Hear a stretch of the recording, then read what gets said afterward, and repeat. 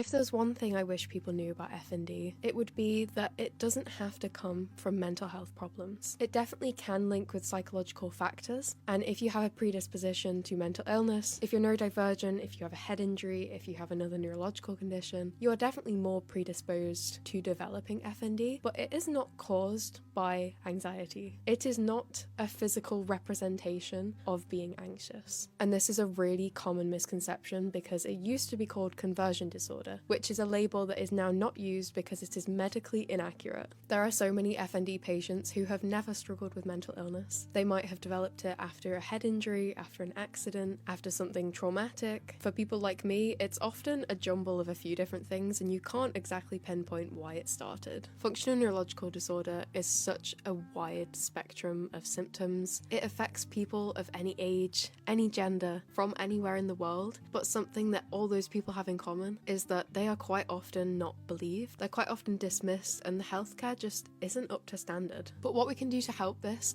is to actually listen to patients, actually believe people when they say they're having symptoms, actually investigate it and look into the scans, look into the tests. And one of the biggest things I want to advocate for when it comes to medical investigations is that a clear test, a clear scan, does not mean that there is nothing going wrong. I have had countless medical examinations that have come up saying that I'm completely fine and that there's nothing wrong. But that does not mean I am not experiencing symptoms. It just means it was not the right test to detect the symptoms that I have.